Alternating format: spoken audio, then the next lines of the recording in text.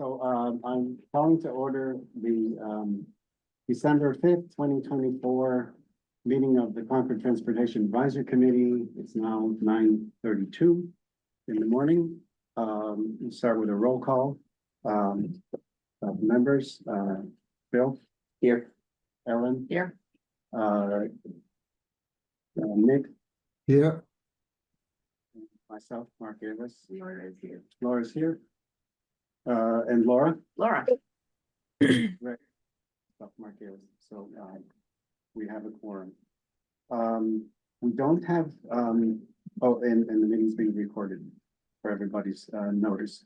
We don't have minutes to be approved. We're a little bit behind on minutes. I'm working on one. Ellen's working on one. I think alphabetically, the person after Ellen would be Ben Brager, correct? Here. Who's not here. So we can either assign him to do minutes or somebody can volunteer. He can do them from the video. So what? No, if- I'm happy to volunteer to do. Thank you, Okay, Laura. oh, that's wonderful, great, then we're covered. And I'm gonna need also to go back and check more minutes that either were approved and not somehow slipping posted, or were never actually brought to TAC. So we catch up with everything. Great, so chair report. First thing I want to do is,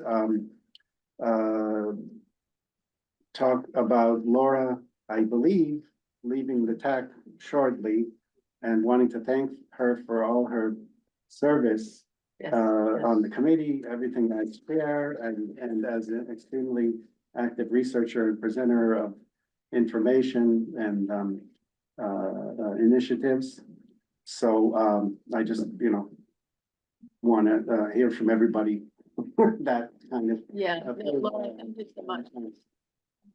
Brought cupcakes, but we can't Oh. send them over Zoom. Oh, we can do an emoji, right? Some kind of Emoji cupcake. emoji cupcake. and- No, Laura, I've learned a lot from you. Thank you very much for all your careful research.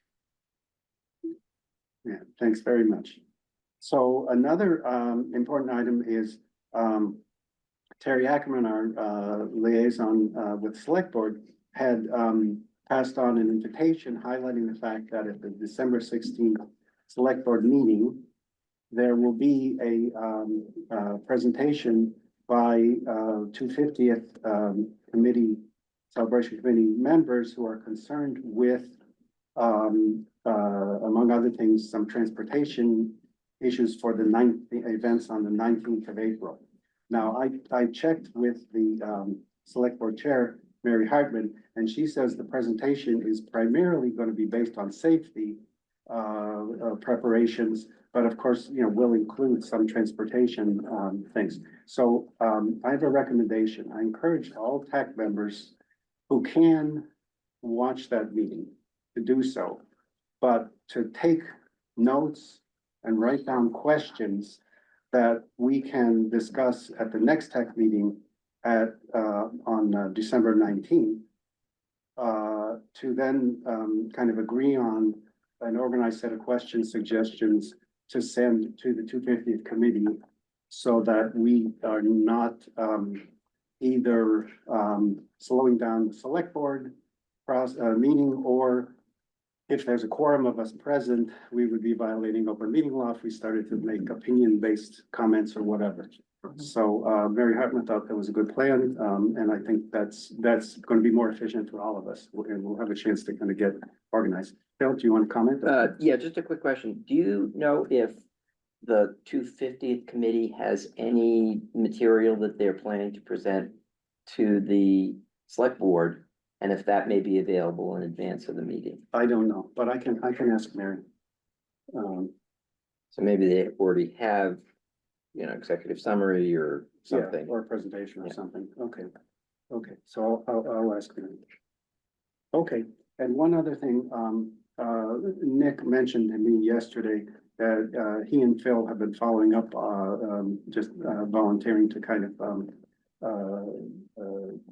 discuss ways of focusing on the roadways between Concord Center and where Bedford Street meets Old Bedford Road, if I've got it correct, in terms of how we can slow vehicle traffic and make things safer along there. Is that correct, Phil?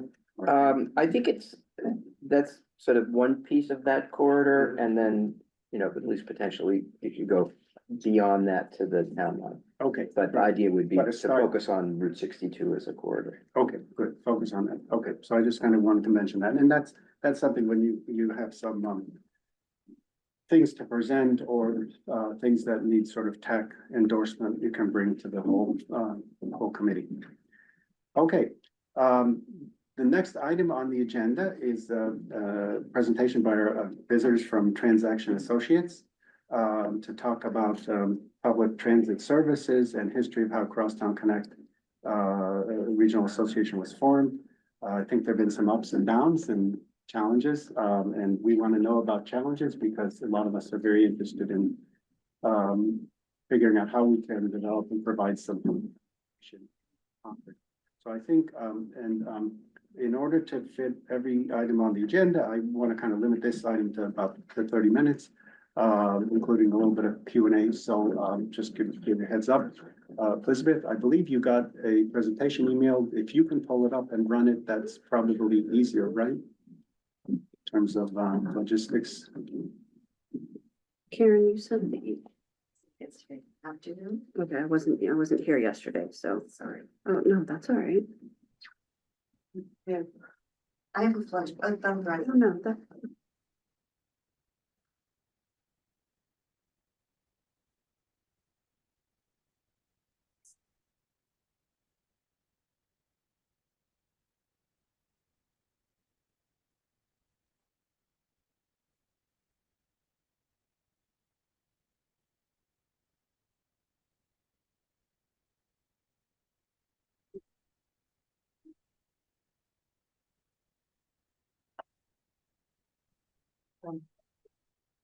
You want somebody on here, is that Sure. easier?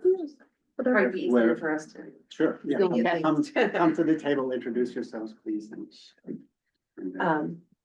So we did put together just a few slides, to walk you through a little bit about what a TMA is, a little bit about who we are. Introduction. Yes, yeah, you wanna, yeah, yes, yeah.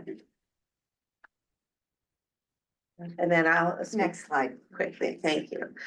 So my name is Michelle Brooks. I'm the Director of Consulting at Transaction Associates.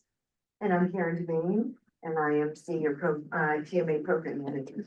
So a lot of the work that Karen and I have both done throughout our careers, which both are in the 20 to 30-year range, working in this industry and similar industries, is focused around this transportation demand management concept, this idea of moving people more effectively, making the best use of the transportation resources. And we both have a lot of experience forming and managing transportation management associations, which I'm gonna start out just talking a little bit about what that is. I know some people are familiar with Crosstown Connect, but maybe if you don't know about the concept, we thought we'd just kind of cover that first, and then we could talk specifically a little bit about the history of what's happened here. So next slide. Oh, sorry, one more.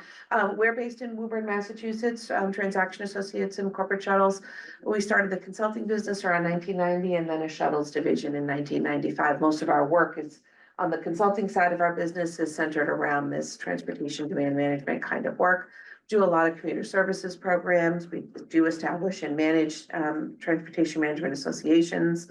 We do studies. We did an interesting study in Weston, not far from here, in the Berkshires, just sort of like if there's a concept to be vetted, a lot of times we can step in and help do that.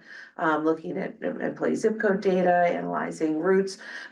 We think that because we also have the shuttles piece of our business, it gives the consulting business a kind of a unique perspective because we are operators of transportation. So we come into an area, we can design routes, but we also operate services. So we really understand what that means, what the logistics of that means. So not just sort of how do you design the route that looks best on paper, but how do you make it work like in the real world with rubber on the road.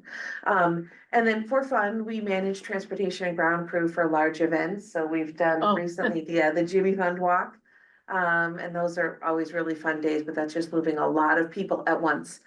Something I think you're getting familiar with. We will be. As you're upcoming. So we've been doing work for the Jimmy Fund Walk. I think I just looked at it, it was like 13 or 14 years. So we do sort of day of moving people from the beginning to the end, moving people all around, sort of designing that whole program for them. We've done the Walk for Hunger. We were involved in the marathon for many years, until the event just kind of got so big. So, and then compliance reporting, I know you don't have, or you do, no, you don't have a trip reduction, regulation, but other communities do, and that's where, there's a little bit more TDM focus as part of the development process, so, somebody building or redeveloping may be, required to do certain things around starting a shuttle or joining or helping to start a TMA, and we do a lot of that work in the communities that have them. What are trip reduction regulations? Give So, an example. Cambridge, City of Cambridge has the parking and transportation demand management regulation. So if you're building anything in Cambridge that has X amount of parking, you need to make a commitment to reduce the number of trips to that site. So the city will establish with you and your consultant, a single occupant vehicle rate for that building or parking garage that you're building, and then help you design a series of programs to try to reduce the number of people. So you can drive and park, but it's balanced with a carpool program, a shuttle, a van pool program, incentives, disincentives, like the expense of parking, active community, thank you. Right. Perfect, yeah, we're gonna jump in and out because we do this all the time. So TMA overview. You know, I thought again, just in case you were not familiar, I would kind of give you just a quick overview. There are about 15 or 16 TMAs now in Massachusetts.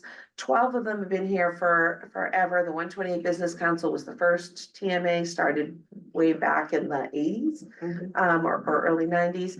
And then others have sort of come and gone along the way, but the 12 have been in place for a really long time. And then about maybe 3 or 4 years ago, just before the pandemic, we saw a little bit of an expansion in this idea of TMAs and what they could look like. And they started to change shape a little bit and be a little bit more, a bit less focused just on commuter transportation and more focused on a little bit of everything. So this idea, initially they were just really focused on commuters, but this idea over time that, you know, we shouldn't really silo people and where they're going. And instead we should just look at resources and trips and try to kind of bring all that together. So that really was the impetus, along with some trip reduction regulations for 3 or 4 new TMAs, to form.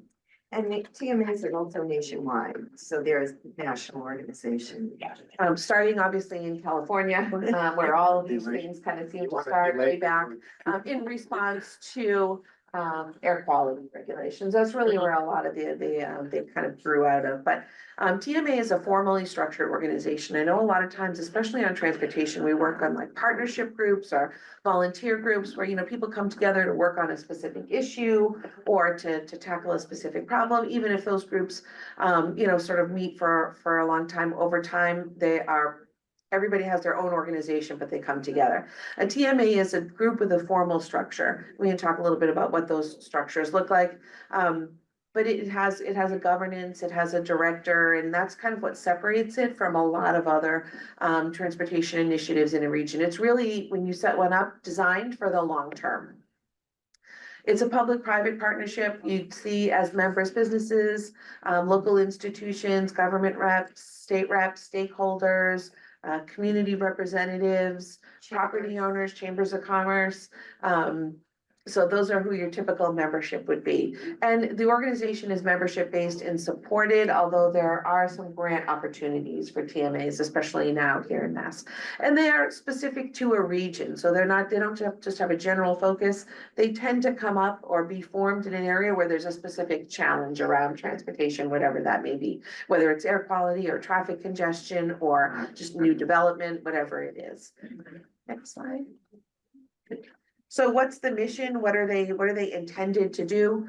Advocate for better resources, or maybe for legislation or even infrastructure. Maybe it's a bus lane, a rapid bus lane that makes sense, or whether it's a turning lane that might make it easier for public transportation. There's an advocacy component.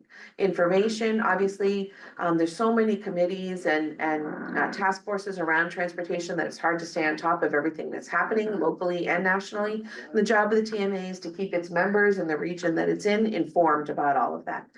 But TMAs do provide direct commuter services to their membership. So things like a carpool matching database, an emergency ride home program, van pool assistance, incentives. I'm sure. Is there anything I'm missing? Pre-tax benefits. Pre-tax benefits. And then a big piece of what the TMA does is marketing, right? What is out there? What is available? How do you marshal those resources together? But if they're there, they're meaningless unless people are using them. So how do we do brand awareness? How do we make sure people know what resources are available out there? And then, like I said, they're regionally specific, so they advance the specific goals of the organization. Every TMA annually puts together, or should put together, a work plan of its work for the year. What are we gonna accomplish this year? Because what are our goals? So we have short-term and long-term goals, but things that we're gonna do now, but things that are really important to us over time. Apply for grants and funding. Over the years in Massachusetts, we have had specific grant funding for TMAs and not had it, depending on sort of where things are at right now. We're fortunate to have grant funding available for TMAs. Which So- was recently started this year. Yep, this is the first year. Karen has some TMA grants in other regions where she's working. She successfully put in applications, so we have a lot of experience kind of doing that. But it is a unique time a little bit for TMAs because we have this grant funding back. It's intended to be a 5-year funding program, so we know that it's not just gonna sort of be a one and done, which we've seen some of those with different funding sources. And then there are other funding sources that TMAs can access, especially in partnership with other organizations. And there's been the innovation grants, some TMAs were able to access. Community connections grants, Community you know, connections. and in partnership with a lot of the RTAs, we've been able to work with too. So, and then lastly, some TMAs are really known for this coordinated shared services piece. And a lot of times people think that TMAs are synonymous with these shared services, which are usually shuttles and can be first mile, last mile. And it's a great way for organizations to share the cost of what's an expensive service. So instead of one company solving their problem when they need to make a connection to the train station, the TMA can help to bring together 2 or 3 or 4 companies and provide that resource for collaboration and coordination so that they can share the expense of a shuttle. And then typical TMA programs. They are professionally staffed, whether that person is employed directly by the organization or is employed by a partner organization or is employed by or a company like ours is hired, a consulting company to come in and run them. There is an executive director who is professional staff.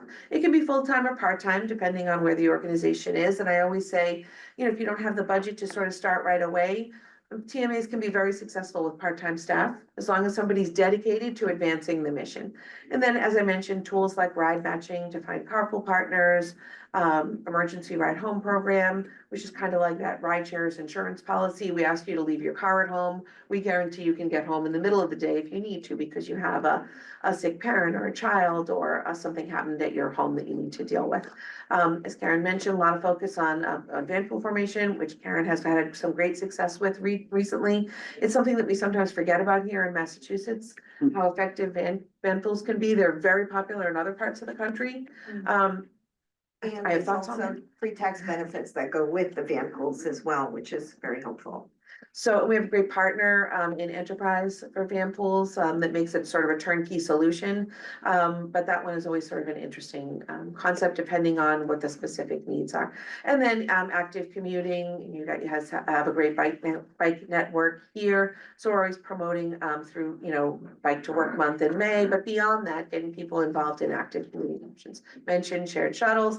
And then sometimes TMAs also tackle offering incentives for behavior change. So sometimes it's that first month or the first 2 months, getting somebody into something different that can be the obstacle. And if we can incentivize people to get in and try it, we can often keep them there. So that might, Sort of incentives? yep, that might be something like a 50% discount on a transit pass for 2 months. Okay. So the TMA would use some of its funding from the organization or maybe from a grant to give people who want to try transit half price transit passes or free. In Watertown, we've been doing a try transit program where you get the first month free, second month at 50% to sort of bring people up to it, but a way to really make it attractive so that you'll get over that hump of getting started for the first time. It could be biking too. It doesn't have to be. Gas cards for carpools and things like that, where access carpools, coolers, things, you know, Okay. things like that, various different types. Laura, you have a Oh, question? yeah.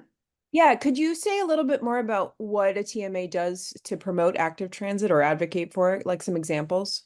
Yep. So, I'll just give a couple specific examples, and I'm sure Karen has some too, like in Watertown, the TMA participated in, the shared program with MAPC, where they went out with a few different communities to look for a bike share vendor after Lyme left the area, and then partnered together to bring in the Blue Bikes initiative to those communities. So the TMA then worked with its individual members to help site different Blue Bike stations. So work with them they would do the infrastructure, put down the pads, set aside an area, and make the Blue Bikes program kind of more coordinated across the whole city. Advocacy for bike paths, bike path connections. I know that's a big thing. Communities have great bike paths, but they don't always connect up to other bike paths. So sometimes there's an advocacy component there where it's just getting out and making sure that the right people hear about what needs to be done. Or We partner sometimes it's with local, Yep. sorry, we No. partner with local bike companies as well. You know, to do safety checks and, you know, tips on bike safety and traveling in the winter, you know, biking in the winter and things like that. So sometimes TMAs have like a bike user group, so it might be experienced people who've biked before, and then we'll invite people who are interested in trying it to learn from the experienced people. We've brought in Mass Bike to do different lectures, different programs on what kind of gear do you need, what kind of gear do you need to go to work. You know, if you want to carry your laptop, what does that look like? So there's usually a big focus around biking in Bike Month in May, just because it generates a lot of excitement and interest. But throughout the year, there can be other opportunities to promote biking and walking. And sometimes there's a bike walk incentive as well. And the LFTMA has a great program where if you bike or walk a few times a month, you can earn a $20 gift card to every quarter to an REI or like a store where you can get gear. You can put it towards walking shoes or whatever, winter walking gear, whatever you need. And just to sort of dig down into that a little more, how are those programs financed? So everything that a TMA does is financed through its member dues.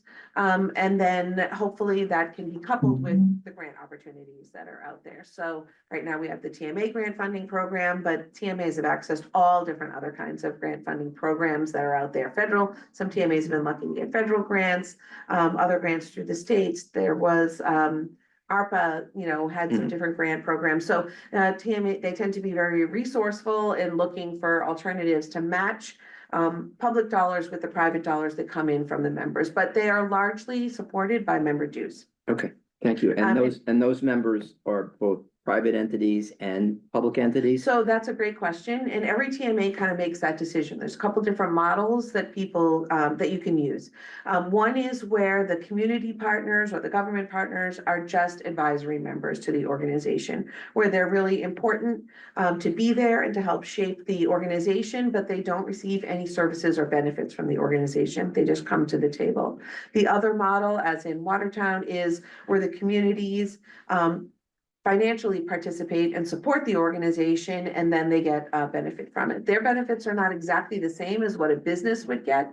If you think about it, you can't give an emergency ride home program to 30,000 residents in a town, but there are other programs that you can do. So once you make the decision about what and a member who is not a business partner will get out of the organization, then you just kind of establish that right from the beginning, and that's part of the memorandum of understanding as people join. So there are TMAs where community partners pay dues into the organization, and there are some where they just are advisory members. Okay, sorry for Yeah, no, that's keep following up. So is there sort of a population density component that's necessary to make these things work? So that's another great question. A lot of about half the TMAs, probably a little bit more than half of the TMAs are in urban environments. That just makes sense, right? It's just, there's limited parking, there's a lot of density, and it makes sense. But about the other half in the one that Karen works on in Neponset Valley, there's one in Middlesex 3, Crosstown Connect, where it's less dense and where the shared services kind of become really important, because there's maybe a gap between where the RTA ends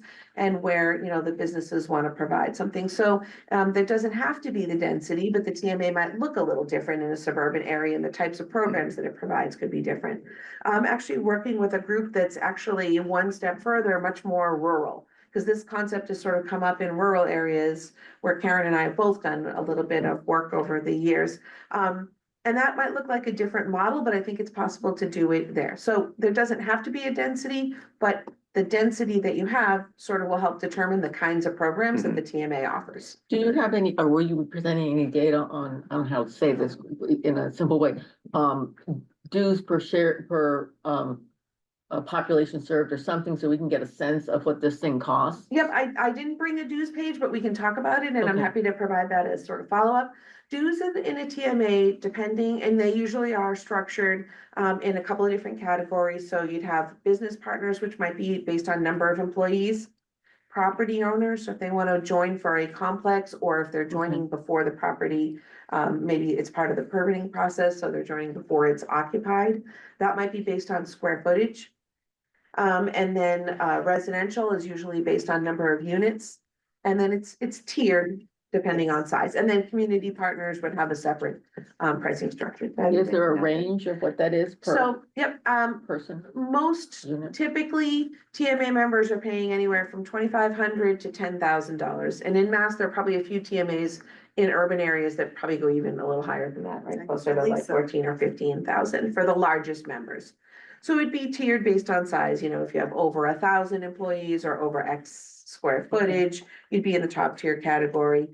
Again, that's something that the TMA board kind of works out about what makes sense for the group, but It'd be great to get some idea of what a more suburban one would look like, Yeah. maybe Cambridge, and to get, because I'm still not quite clear how much this costs per person served. so we usually don't break it down to a per person cost. It's more, and that's really kind of a good point to make, because a lot of times when we're going to businesses, they're just like, well, I only want to be able to put the money in for people that are going to use it, which isn't typically how it works. You're paying for the services and for the TMA to be offered to everyone within the Right. organization. So if you're at 1,000 employees, you're in that 1,000, employee tier. If you have only, 200 employees, you're in the lower tier, but you're still paying for the organization as a whole. Because we'll come in and do marketing events in the lobby to let everybody know about it. We'll do, like we said, bike events, and, different people can participate. So we try not to break it down to, well, you only have 20 people that are going to participate, because it just becomes limiting. Okay. Where the goal is to really, if an organization joins, is to at least raise awareness and get the word out to everyone there about everything that's offered. It just would be And really change great to your get a behavior. specific financial model that we Yeah. can see, because I'm still having a hard time understanding what this costs. Yeah, Yeah. so we can share with you what we were using for the TMA in Crosstown Connect. Oh, that'd be We can great. share with you what the Awesome. dues were. If I think they're still Awesome. on the website. But I think Yeah. the smallest member in Crosstown Connect paid about $2,500. And that would be maybe an employer that was 250 employees or less, 250,000 square feet or less, or maybe 100,000 square feet. I can't remember where we drew the line there. Okay. Square feet or less. And I don't know if we had a residential here. Do you remember? I don't think we did. Because at that time, we didn't have any residential partners. That's all right. Yeah, I think- But residential partners would be a location with multiple units. Yes, so an Is there apartment a bond? complex, or it could be a condo complex. How do you serve then a town, like say Concord, and we've got, lots of different possible places people might want to go, but they become So, different locations. I'm gonna, Yeah. I don't know how many more slides Yeah, we have. Sure. Yeah. Yeah, yeah, Maybe get Okay. through yeah. the presentation. Yep, and- yep. We're moving into CTC anyway, so we're gonna cover this Okay. really quickly, and just kind of give you a sense of like what was here. So if you want to go to the next slide. So our region was Acton, Okay. Concord, Littleton, Maynard, Sudbury, and Westford. So This is kind of where we started, and originally, Crosstown Connect, there were some grants, there were some innovation grants way back, that sort of helped get us off the ground. And Michelle was. When was that? Here at the beginning of getting Crosstown Connect off the I'm ground. terrible with dates. Oh, yeah. Do you? It was, Anyway, you can. 2012? yeah, I was Okay. gonna say, Yeah, 2013. It was Yeah. sort of a progression where we were working in the area, doing some of the development work, but it was around that time frame. So 2012, 2014, all the way up till the pandemic. So we're sort of on pause right now with the TMA programs. We're still operating the shared dispatch call center. We're still working with Acton and Littleton. We're still sort of doing things, but we've paused on the TMA piece, and I can explain why if we want to sort of go down that road a little bit. Sorry. and so anyway, some of the, it's again, a public-private partnership. So with the businesses, we were focused on commuting programs and sustainable commuting. first and last mile shuttles. We had, in Maynard, the Maynard Acton shuttle. So it went from, Mill and Main, it went from the South Acton commuter rail station and brought people to Mill and Main and a couple of other stops within the Maynard area to fill those first and last mile gaps.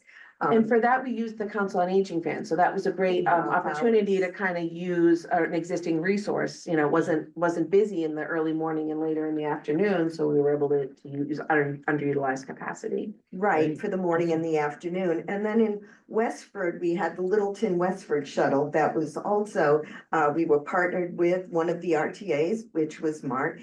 And that also picked up from the 495 commuter rail station in Littleton. And it brought people to their workplaces down in Westford at a lot of the major businesses. We had like Juniper and Net. If you wanna go to the next page, we summarized for you just sort of like who, and we'll give you this, you can, Yes. I think we gave Oh, you this this is great. presentation, actually. Yep. So this is who was involved at the peak of when we were running the organization. And then at various times, you know, Boxborough dropped out earlier, some of the other communities, Maynard, but pre-pandemic, we were doing the shared dispatch call center for them, but post-pandemic, they didn't really bring back the services all the way, so they didn't need it.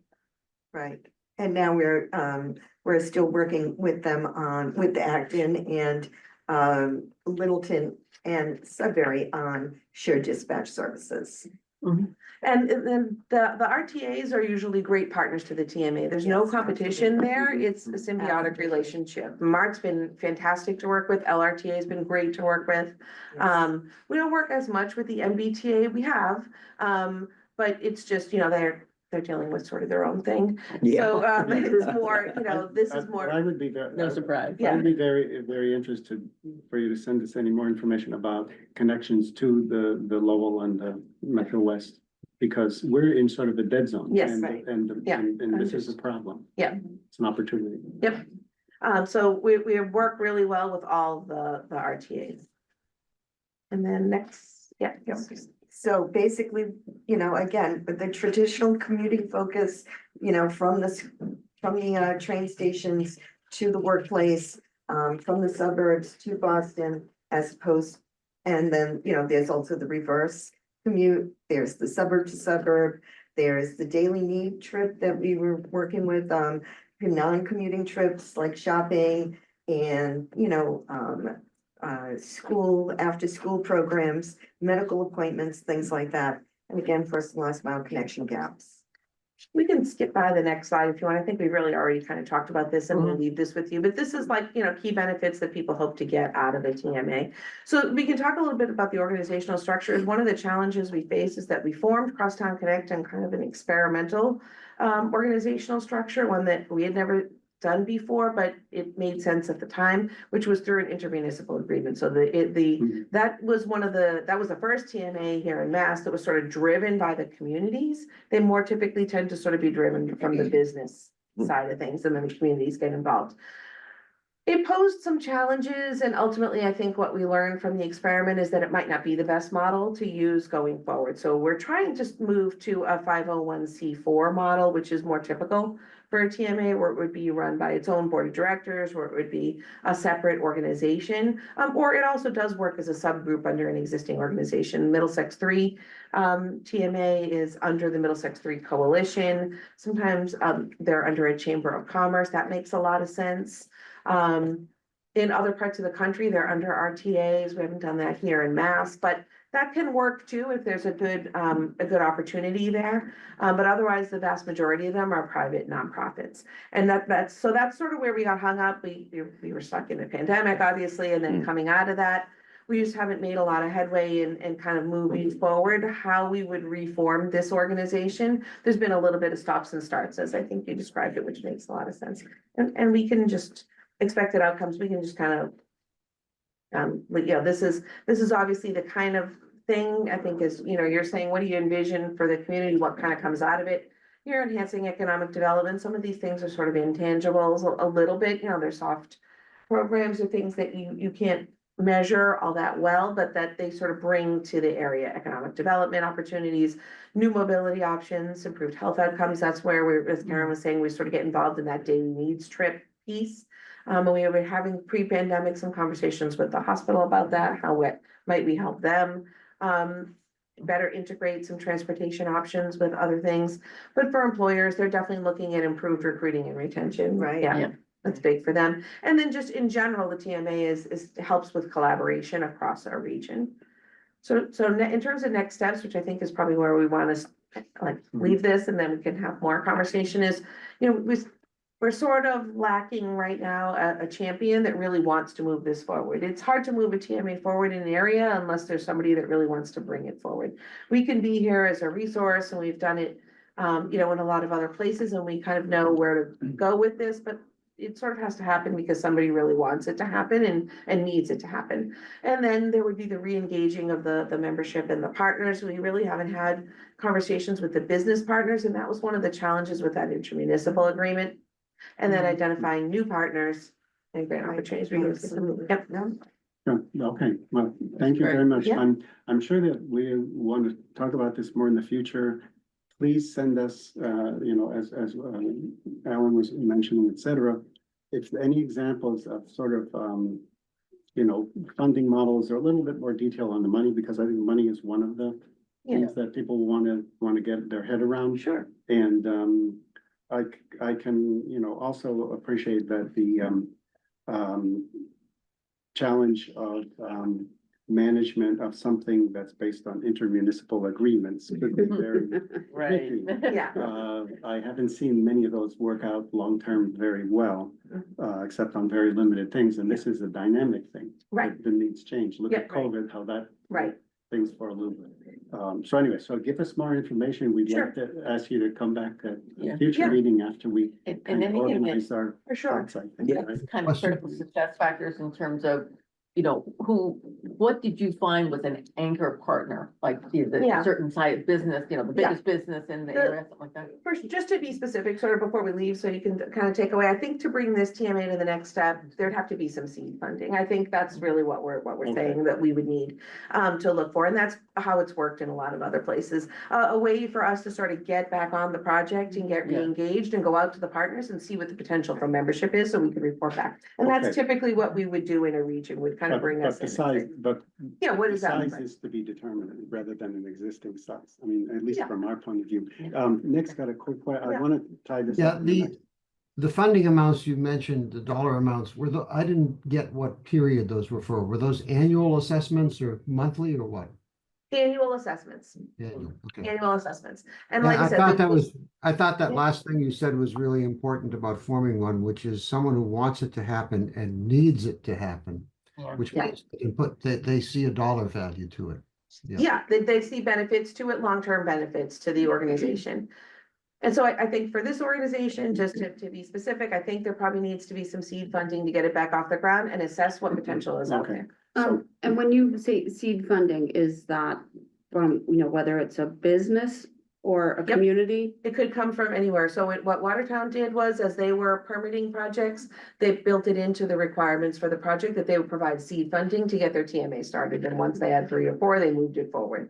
And In other places, the communities put up money. I'm working with another group where it's a health alliance, and they had some grant funding for another Yeah. program and they Yeah. put it up. okay, great. We worked in another area where it was funding from I can't remember where they got funding from. do They you got- have an order of Yeah, magnitude? thanks. Yeah, so seed funding, you know, depending on, some of that depends on who's the champion and what kind of support might we get within the community. So are we doing all the work for the outreach, or is this gonna be like a shared initiative, and that kind of helps determine? But I would say that to get started with seed funding, it's. I'm gonna say you're gonna do at least 2/3 of it. Okay.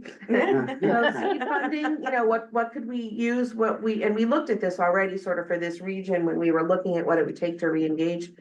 $20,000, $25,000 gives us probably enough money to have the time to really give you a good answer about who's interested in rejoining, because that's fine to get it started, your seed funding, but you're not gonna be able to count on that in the long term. You have to find the members who would Right, support the right, organization. So all of the assessment is there value in this organization to business partners of a certain size? You're absolutely right about that, for whom this makes sense. Small businesses, probably not. But property owners who own 3 or 4 small businesses together, that might make sense. Mhm. It all depends on what the pain point is and what people need, and can we bring them a solution? And if we can, then there's great opportunity for Okay. long-term success. Laura, very quick, because we need to move on.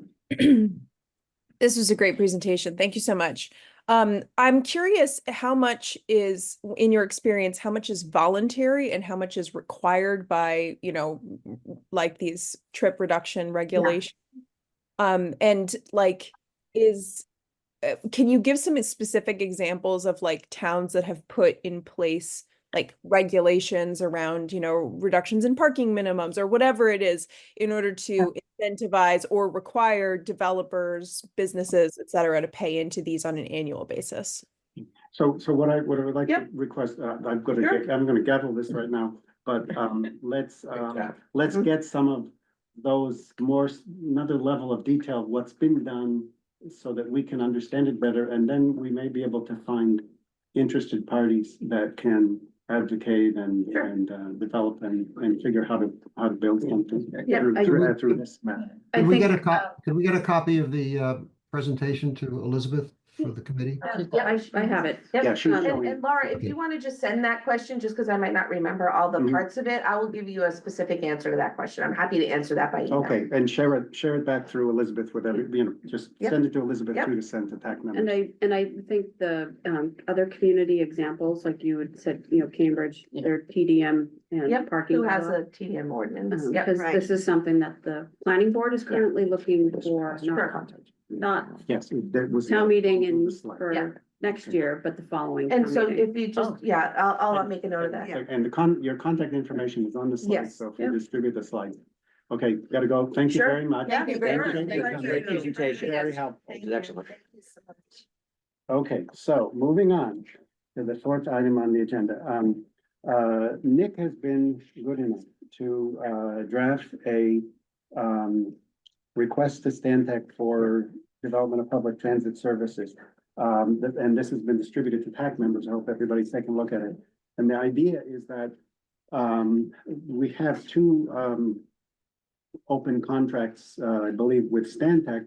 And the second one is mainly on supporting things like pavement management and other infrastructure and trying to help town interact with MassDOT on the Route 2 corridor. But the first one, which is on hold, the first contract is on hold, has remaining money. And one of the things that I think could be very useful for the town would be to ask the consultant to provide us with a comprehensive comparative analysis of how public transit is being done in other comparable towns and in the region, et cetera, so that we have the context to understand some of what might be needed and what are the pitfalls and what works, and also have information in a organized way to bring before the public in terms of promoting Mhm. public transportation investment and development. So what I'd like to do is, if there's suggestions of things that need to be added or changed, that's great, but I would really like to suggest that someone move that we accept this and then we pass this on to staff to give to Stantec. Just a Go couple ahead, of Nick. comments first.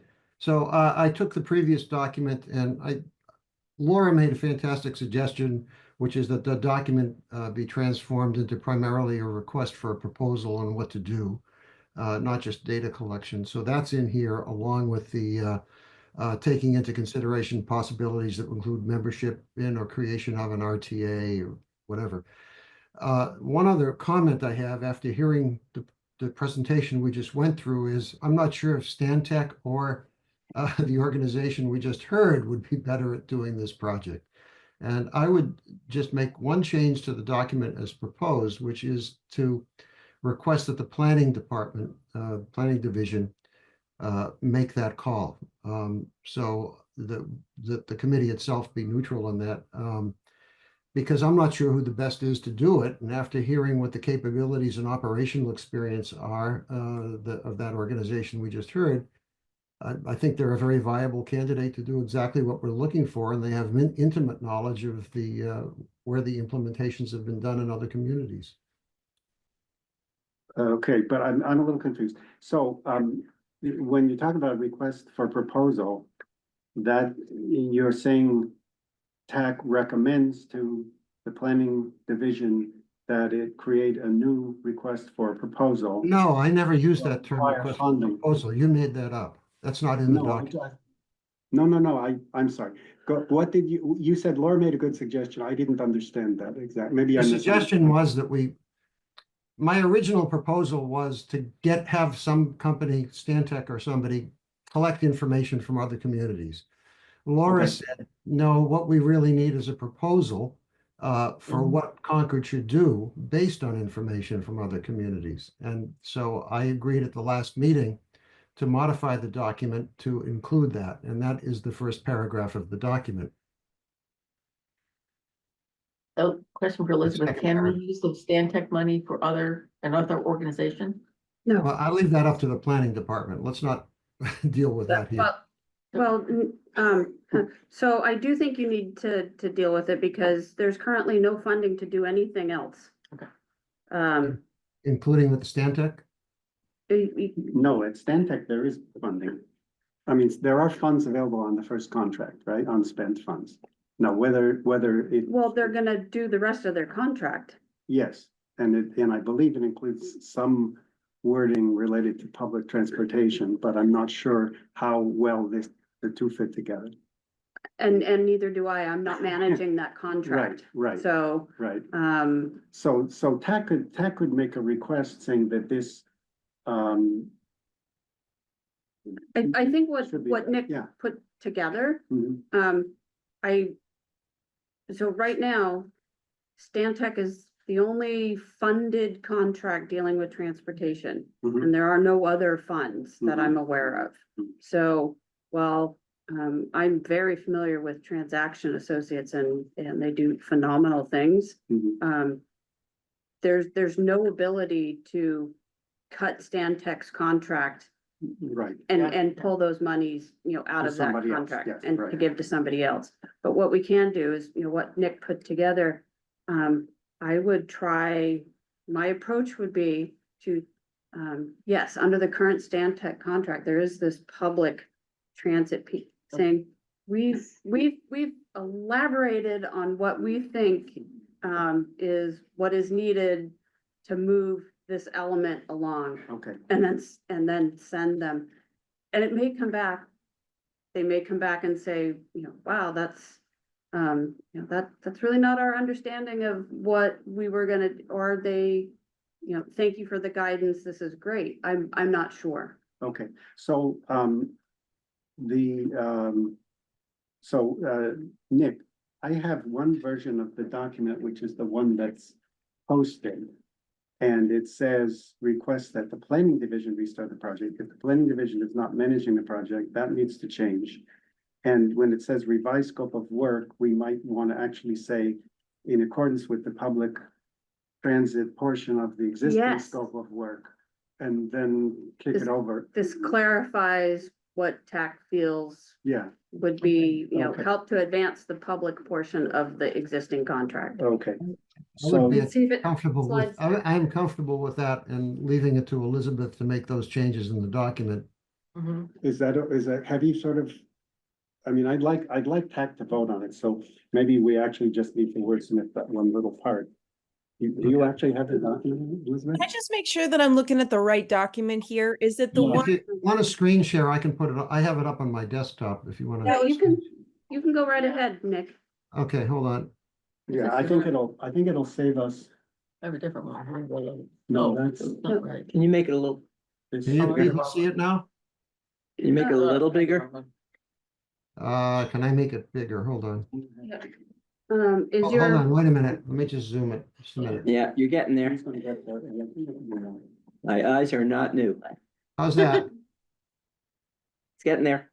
Maybe one more shot? By the way, Try one more. this is Hold on, great. hold on. I think this is progress. I think we're onto something. that's good, Nick. Yeah, that's good. Okay. Now I can see it. Thank you. I'm just gonna move something. Hold on so I can see it all. Okay. So what changes do you want to make?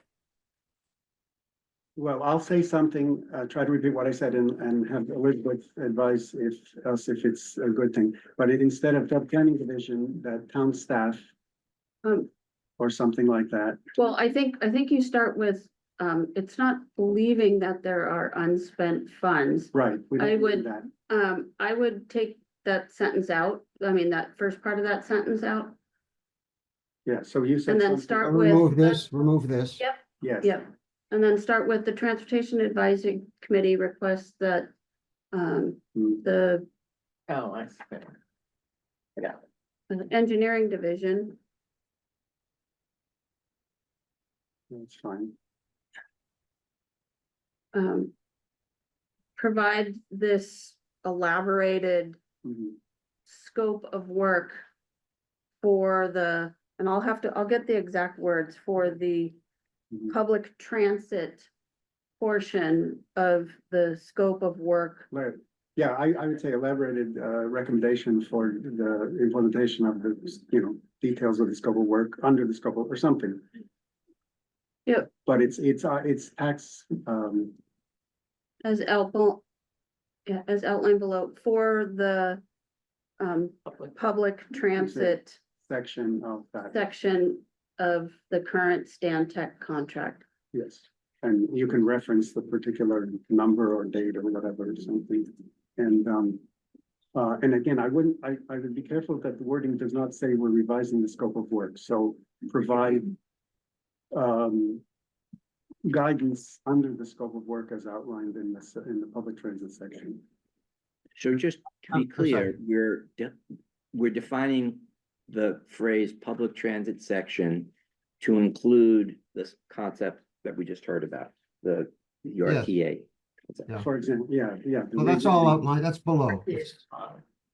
I do wanna, the thing that I wanted to say is a little bit further down, but it is, I think we've confused the word TMA and RTA in a few places, or Yes. maybe. That Yeah. could be. Right, I'm sorry, I. may Yeah, have so- added that. So I think it would be great for us to consider membership in an RTA, although as we discussed at our last meeting, that may not be possible. But the creation of a TMA or re-engagement with the How's existing. that? Of an MTA or RTA? No, so take into consideration possibilities that would include membership in a TMA. Oh, membership in an RTA. Or creation of a TMA. Yeah, So I would I'll- say membership or I'll- creation of an Can you- PMA because somebody else. I'll might fix correct that it. one, Nick. And it's duplicated later down. Right? And it's It's a the non- membership in a TMA, not Right. MTA. TMA. Oh, No, Membership. not, that one's fine. yeah. Or creation of a TMA. And I'll spell those out. Okay, Okay. yeah, Great, that's great. I would always, I mean, the first time you put it in, use the full term and then Yep, parentheses, the yep, yeah, no, abbreviation, I'll- so the document's clear. So there's But- also ARC in there somewhere. This document will be put on the standard letterhead Great, Oh, as well, great, so okay, great, thanks. excellent. in a memo form.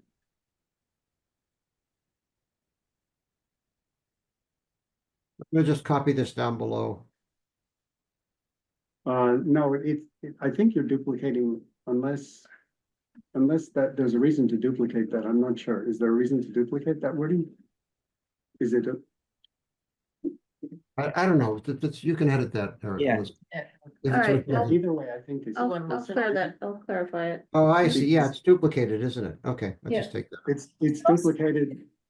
Perhaps we're being overly prescriptive in this. Our goal is to get Stan Tech to look into what are the options for public transit. And hopefully they would come back with, well, here are some options for a TMA, here are some options for changing our membership and, the Right. MTA RTA. Like, I don't think we need to be overly prescriptive in this. I think we're Well, asking.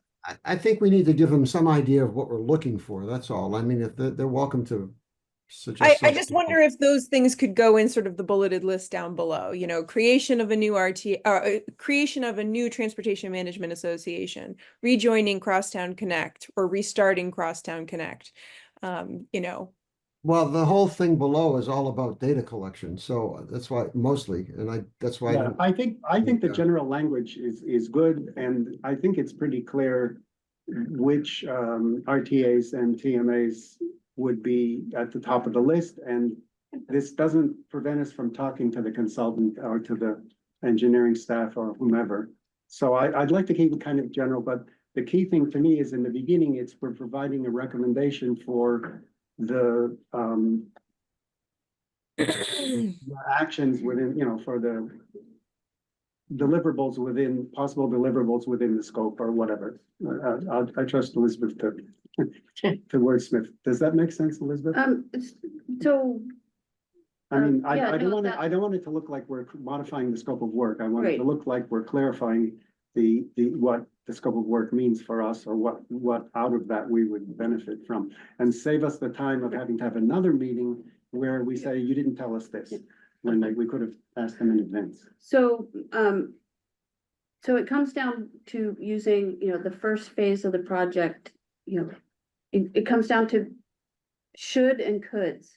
So, Yes, yes. could include creation, or, TAC, would recommends that this, public transit section. Yes, I think TAC recommends So that this includes, that's not that, So not it's put or kind of should, just but TAC recommends. TAC modifying the recommends. language just slightly to make it, as Laura said, here's all the things we, TAC feels would advance this Exactly, portion of exactly. this project. And TAC and the consultant, I believe, would want TAC to be happy with. And then the the last deliverables. sentence. It is desirable that a staff planner, TAC member. I think that's too deep. Well, where does it say interviews anywhere else? I don't, I think. can we drop that, Nick, or what do you feel? Because Yeah, I again, think I think we could drop it. The only reason it's in there is just so we could, staff and TAC members might be able to learn something by witnessing some of these discussions or ask their own questions. I'm okay. You could just say it may be advantageous to provide opportunities for staff or TAC members to, yeah, I don't know. I think maybe dropping is the best thing. What do you think? Yeah, definitely. But we don't have a transportation planner anymore, so not sure who would have the additional time. to do Let's this, just drop it. I think it's a good note that you kind of jotted down there, Okay. but I think we can drop it. But, Okay, so it's that, fine. going up for any proposed services for Concord, define level of service. I think that goes far beyond what Stantec could be able to provide you. So that's the first sentence at the top of the page. Yeah, where your cursor is, no, the second right page, here, there right you here. go. Yeah, Yeah. that in it of itself is a very detailed. Yeah, prescription for something. It's a very detailed thing that somebody goes Agreed. through Agreed. and So does. what's the deliverable then? It's just a suggestion on the service we should do without any detail? Because the trouble is you don't know what the service is unless you have some level of detail of, are you talking Well- 3 fixed bus routes? Are you talking on-demand service, or how many hours So a I- week is it gonna run? Yeah, I think, but the list you provide is incredibly detailed. And I think you're not gonna get that. You could get them saying, yes, recommendation for a Well, shuttle service that hits that hits some of, the major employers or cultural resource areas or schools, you could have it be at a, a little bit higher level. You're not gonna get, um, Yeah, given that this is bounded by available funding, I would say leave this in and let them push back and say how much they can do based on what's available. So are you suggesting that Okay, this is gonna then- be a then- renegotiation of the contract? so, No, I would say, what you could say, what you could say is in the case of any recommendations for proposed services for Concord, it would be advantageous to define the level of service cost. In other words, we put an if in there that it's not, Well, in and other words, in the course of doing the discovery, they might say, by the way, we think this works, but it's not a, and I think it's, and, besides level of service and cost, and identify, key, key, participant involvement such as Council on Aging, Minuteman Arc, school. But the last four, you're not gonna get streetscape requirements, bus stop, shelters, signs, or bicycle parking. That's at a significantly Yeah. higher level. But it could be, potential intermodal, interface connections, Well, you need to make it a here's little what- higher level. Here's what, okay, this is where I'm a little confused. We're asking them to suggest what we should do, which means there has to be some definition of the nature of a service and its approximate level. So for instance, Right. would they suggest that we have 2 fixed routes and what's the frequency of operation? Is it 15-minute headways? I mean, you They need to. they can't tell you that because it all comes down to, number of stops, the actual roads We're- they're we're- on. They're not gonna be So able to tell you. what We're- sort we're of, not okay, asking- so then let me ask, what sort of proposal will you expect them to give us, or what sort of recommendation?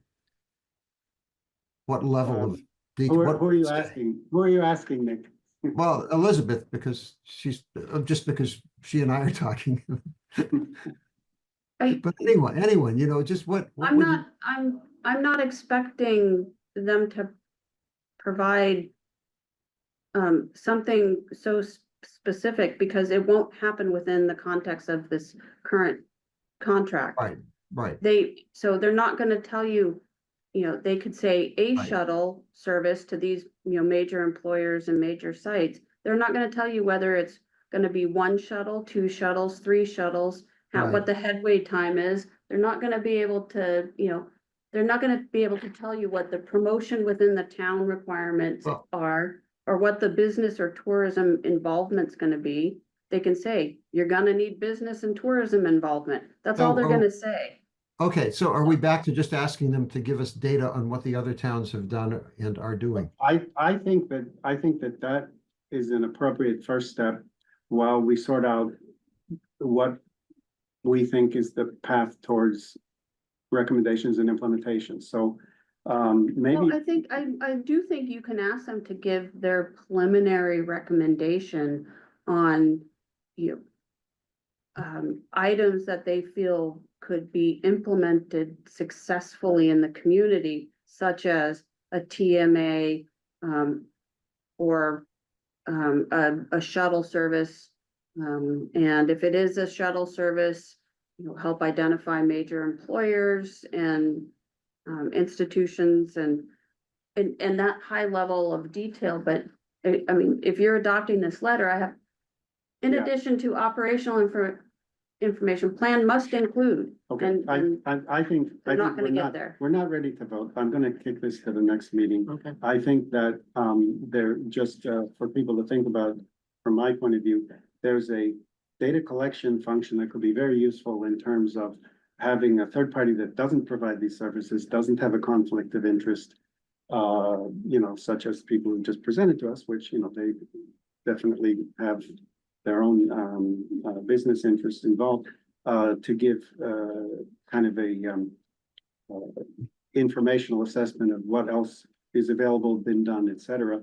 As far as recommendation of what Concord wants to do, I almost think that needs to be a separate half of this, and it may or may not fit in the statement of work that exists, so I think we all need to think about this again. Good question. So, okay, I'm very quick. I'll try to make it quick because you mentioned what else has been done. I was going to follow up on my comment from last meeting about, being in two transit authorities. Hmm. While the TMA was talking, Hmm. I actually looked up and there are four municipalities in Massachusetts that are a member of two transit authorities.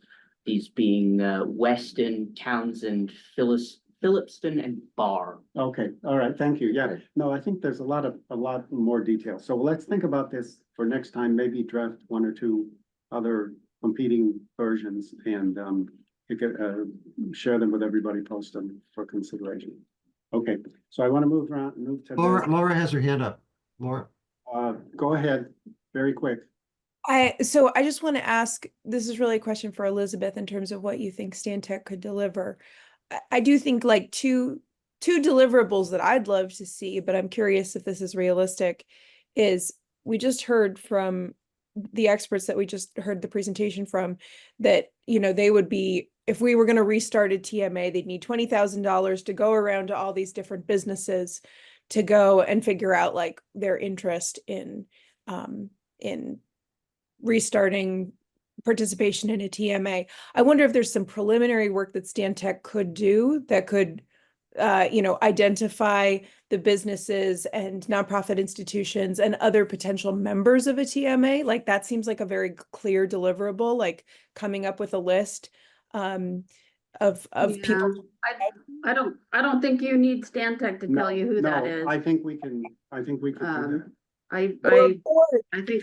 I Or think we can. if we could provide that list, could they do some Yeah. of the outreach to those institutions to ask, would you be interested in participating in a, like that seems like a deliverable too, like going around and surveying all of those potential We- members. I Yeah. think we'll discuss this I more at the think- next meeting with some Yeah. more. Well, I think that's something that we could probably do in-house. Yeah, I Okay. think so.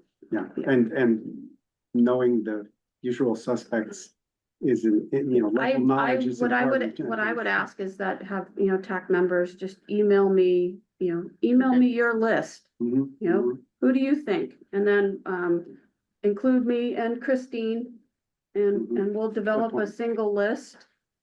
And put a star next to the ones that, in the planning division, we probably have 2/3 of contact information for every Absolutely, absolutely. Yeah. employer, or, if not more, if we pull in, the visitors, in the Concord Business Partnership and the Chamber, so I All right, think. thank you. we I'm can do confident. that. I'm confident. I think that's great. Okay, Okay, so, I just emailed the revised document as we revised it. I emailed it to Elizabeth, so you've got it. okay, okay, so maybe that can be posted as another I- draft for people to look at and chop up. Okay, I Can we got one get to more the next item, please? Please. Come Yeah. on, we Yeah, we have some people who are Laura, we gonna make need a to, presentation. we need to get to the next item. I'm sorry, but feel free to send something to Elizabeth for distribution and posting if there's a further comment. Okay, so I want to move to item 5, which is the presentation by Mothers Out Front, Concord Mothers Out Front, related to October 6th bike and pedestrian safety audit. And Elizabeth has the presentation, and it's logistics wise, it usually works best Okay, if so she when was this presents it. presentation sent to me? Did you send When- me a when- presentation? Oh, I sent Send it it to to you. Mark. Came to Oh. me, came to me. Yesterday? Yes. today. No, this morning, came this morning. If you don't have it, I can. No, that's, I'm pretty sure, I'll double check that I actually did what I thought I did. I think, see, I thought I saw it. yeah, Phil was copied. this was a agenda amendment, is that what it's called? No. Who's on the agenda?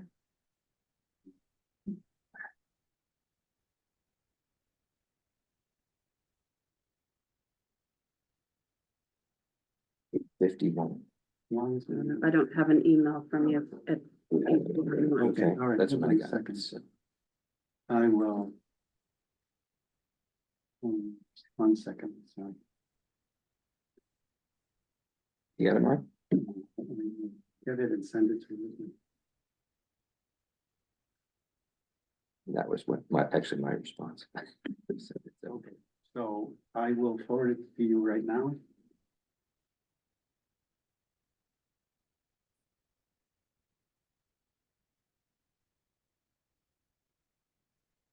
Hopefully it goes through with the attachment. I can see the electrons going through the air. I know. Okay, it should have gone through. You can see electrons here. It's not even there. You can use it. You can-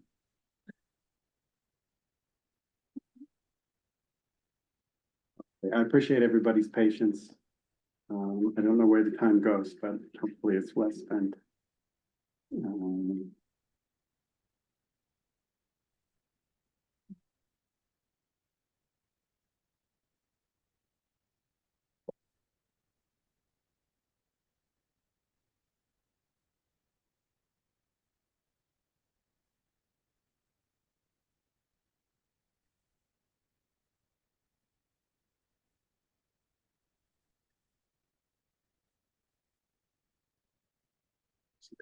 Nope. Oh, that is really strange. Yeah. But Mark, you can share your screen. Okay, we will try it that way. I'm gonna send this to you just for the record. The PDF, so let's see if it comes through in that showable format. Also shared the link, so if you Okay, maybe that's just do better. that, Try or you the don't link. have to send a large document.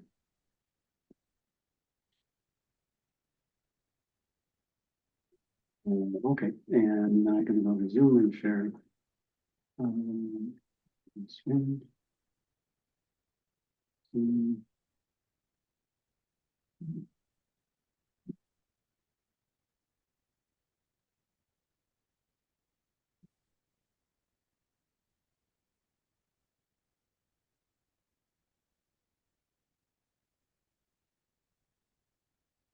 Is that coming up? Yes. There it is. Perfect, okay. Now, question is, do I need to make it bigger or can we see? Just hit the slideshow button, Oh, yeah, we're, top right. oh, yes, it didn't. No, over to the left, This one. right there. Yeah. Okay, just hit that. Perfect, beautiful. Okay. Should be good. All right. Lovely. There we go. Thanks. There you Thank you. This is Linda Neiman, 59 Mallard Drive. I'm a co-coordinator of Mothers Out Front. I want to thank the TAG for giving me an opportunity to talk today about bike and pedestrian safety and the audit that Mothers Out Front conducted in October. Next slide, please. And I'll try to go through it quickly. I know I'm preaching to the choir here, but I wanted to talk about the Concord's mobility and transportation plan and vision. In this slide, just state that it is it's a consistent,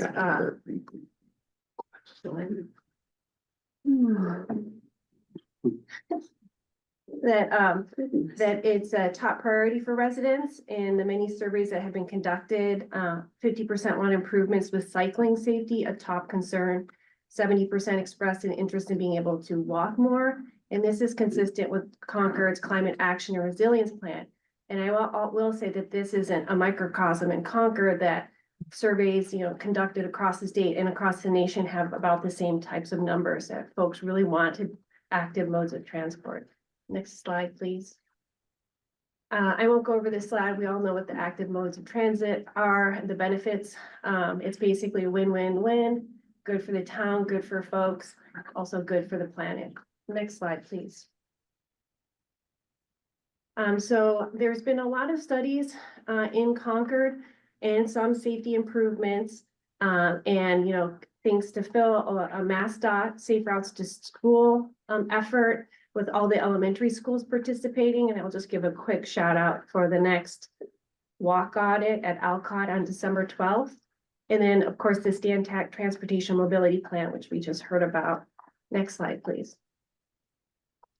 So what's happening in 2024? We're seeing more and more folks biking and walking around town, all different types of people riding all kinds of wheeled contraptions. There is more road sharing than ever before, and it's expected to increase.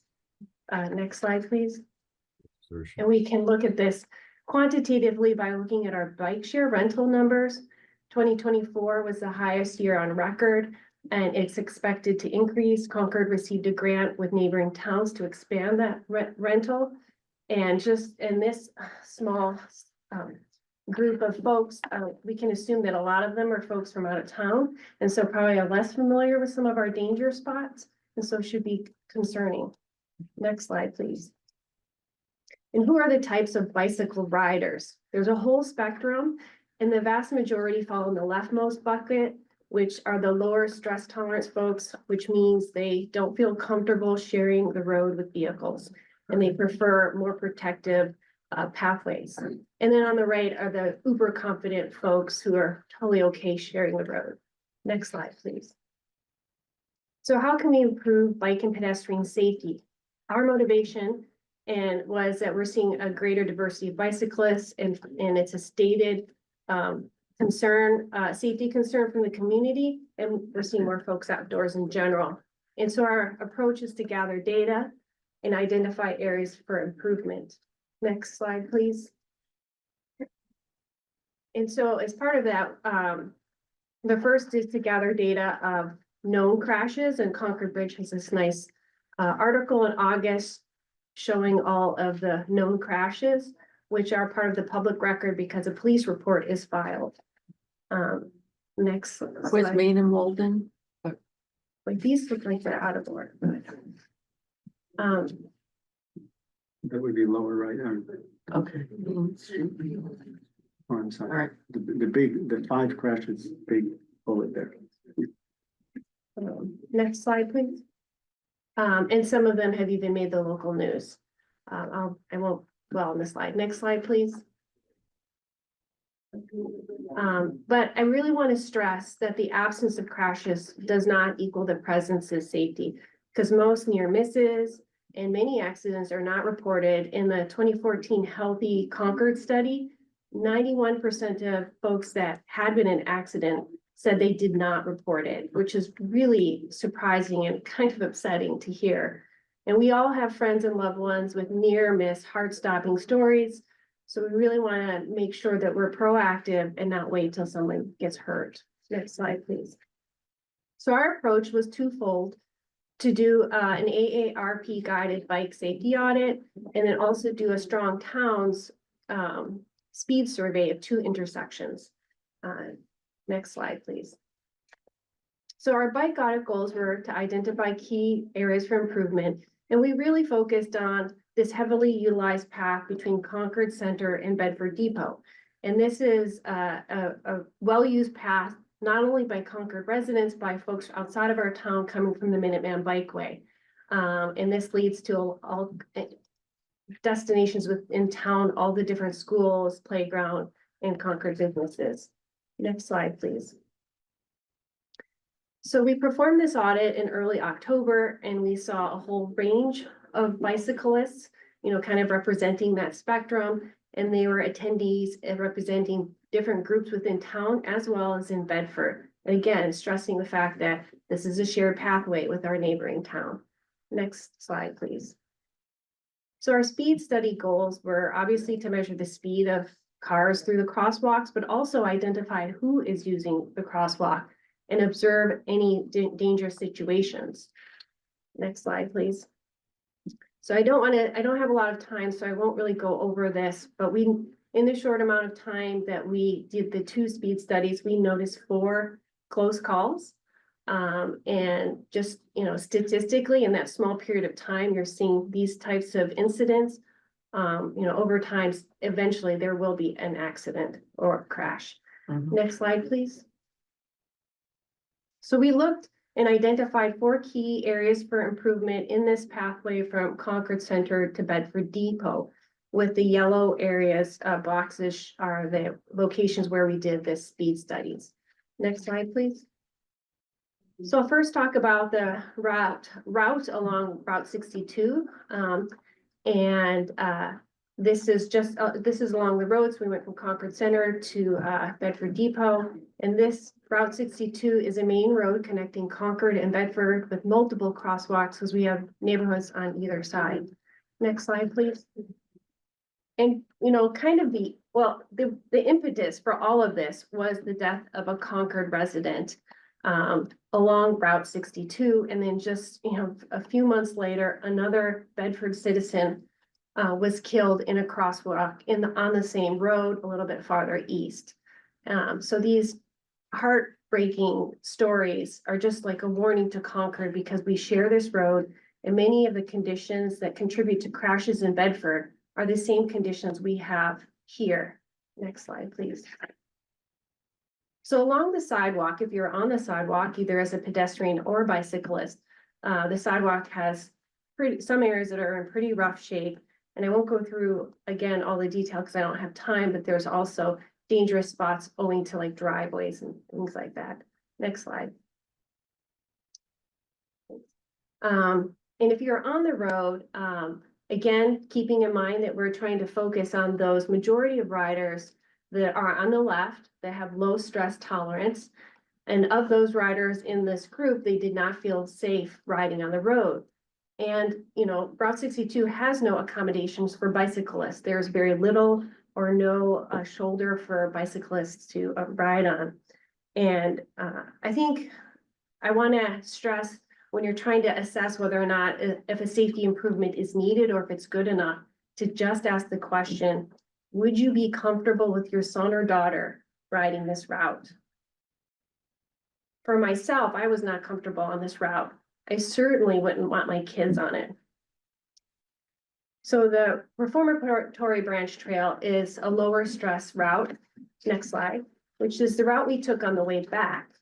And the first area of concern along this route, even though it has no very little overlap with vehicles, is the intersection with Monson Road. Next slide, please. And this is the view from a vehicle entering Great Meadows Wildlife Refuge.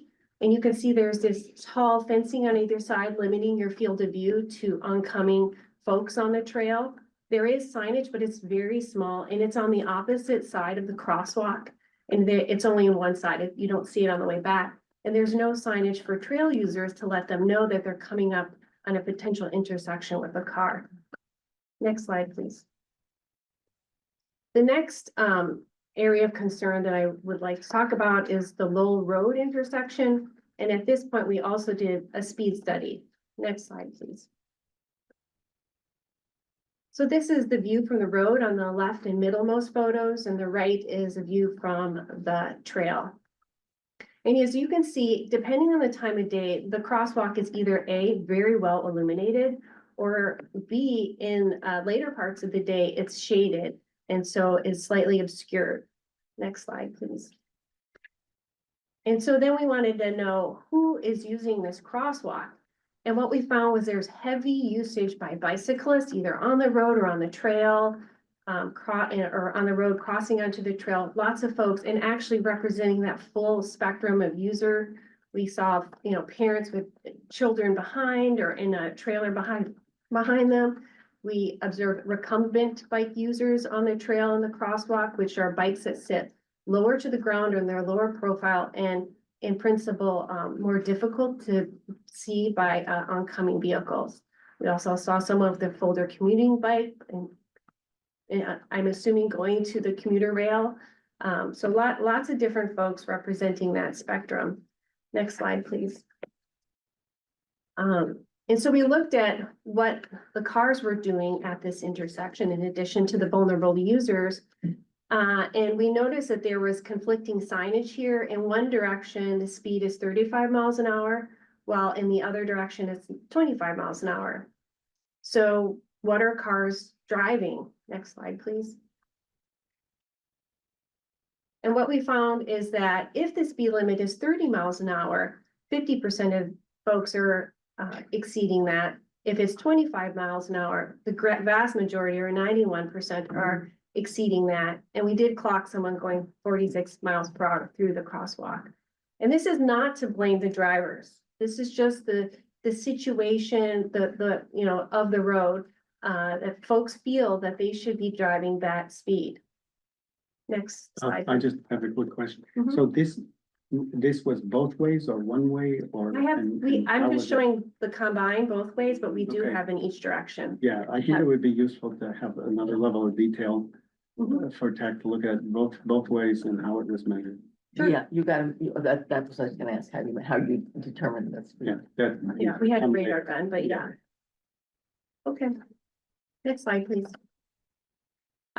Again, you've all seen this graphic, and I just wanted to focus on the 30 miles an hour statistic, 50-50 fatality rate, doesn't even account for folks who do survive with lifetime disability. Mhm. Next slide, please. Again, if you're driving fast and no fault on anyone's part, you just naturally, your field of view narrows. And you're less apt to see folks at the sides of the trail waiting to enter the crosswalk. And then you're less likely to see someone who does enter the crosswalk, and you won't see them until they're right in front of you and potentially until it's too late. Next slide, please. And so I wanted to show this just example of two different speeds, one at 36 miles an hour, one at 25 miles an hour with this mock-up where you have this gentleman here who I've actually made quite tall.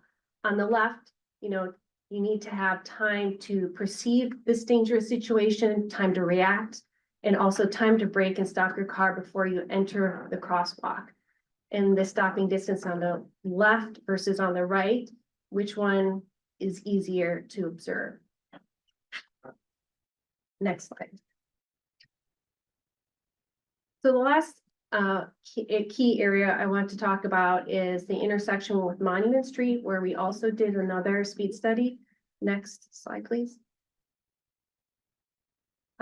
Here's images from the road and from the trail, and similar to the low road situation, depending on the time of day, it can be obscured by shade. Next slide, please. And we also looked at who were the users of this crosswalk, a lot of bicycle users as well as pedestrians, and, you know, just a whole diverse mix. One thing we did observe though on this, at this intersection where folks driving were more likely to stop. And so we looked, next slide, at the speed of folks. And first we looked at the signage, and it was consistent and well placed at 30 miles an hour. But again, remember, 50-50 fatality rate. Next slide, please. And indeed, folks were traveling slower on this road than the previous one on Lowell Road, with only 36, not only, but 36% versus 50% exceeding 30 miles an hour. Next slide, please. From the trail, this is what it looks like. You have these boulders. I'm assuming they're there to prevent cars from getting onto the trail, but it also prevents any safety vehicles. Here we have Kristen and her cargo bike with her son in the front, and you can see she's just barely squeaking through between those boulders. And the important thing to know, like Laura Davis pointed this out, was the width of a cargo bike is the same width as a wheelchair. So not exactly inviting for folks with mobility issues. I don't have time to discuss any of the trail improvements, but some of the things we observe, you know, like there's rough and uneven stretches that can be hazardous. Also, parts of the trail are prone to flooding and drainage issues, despite like the massive work by one trail steward who just recently retired and handed off to, again, a one volunteer trail steward. All right, next slide, please. So I want to end with some focus, a couple of safety improvements, and I'll end with some questions. The first is, you know, the focus safety improvements is obviously consistent speed signage would be great. Lowering the speed limit as was suggested at the last TAC meeting. Improving the signage, flashing or speed radar signage, and even testing out temporary measures like flex posts or reflective stakes that occasionally I see at places. And those are all cheap to try as well. And then sidewalk and trail improvements. Next slide, please. Next slide. Thank you. big picture safety improvements, we'd like the town to consider bike and pedestrian safety when planning any road work or new construction. And as I said earlier, really be proactive rather than reactive, when crashes have occurred. And when they do occur, have a plan in place, perform an analysis to identify immediate and long-term improvements, and then act upon them. Next slide. And I'm gonna end with this slide here with these three questions. In particular, what are the processes in place to document and address known safety concerns? I think we've talked about this before. And within town governance, how are these processes being improved? And then finally, how can we make safety a core guiding principle rather than ad hoc as it is right now?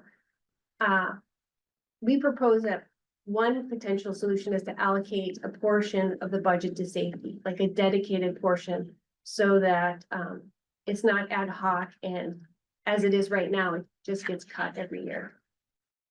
Thank you. Thank you very much. I'd first like to hear from PAC members. That was good. That was just about 15 minutes, so depending how long people feel they can stay on, we can have some discussion. So any comments, Phil? Yep, so I wanted to say thank you to Linda and to Mothers Out Front for coming up with the idea and to taking the initiative to undertake this study. And first question is, you had mentioned that you had used the AARP guidance, and I'm wondering if you can briefly elaborate on what that process was for people's information so that they understand what you did. And also, can you define what you mean by strong towns so that people who may not be Right, familiar sorry, with I was I mean, kind of. No, I understand. Go through it quickly. For the AARP bike audit, they have a series of sheets and like pamphlets, you know, and it's also a walk audit. You can do a bike audit, and it has sheets in which you identify things like you count the number of folks that are on the trail with you, or what are they riding, and you have to, you know, write down the time of day, and then also like make note of areas where there are like uneven sidewalks or intersections with cars. So basically they lay out all the things that you would look for in a dangerous situation or even uncomfortable situation, and they make it sort of like a checklist, and then they allow, you can modify it depending on your town and different situation that you're doing. And Strong Towns is a nonprofit group, and they focus on not sustainable, but like like urban and town development that promotes walkability, fiscal responsibility, and as an add-on, which they don't actually stress, but it ends up being sustainable.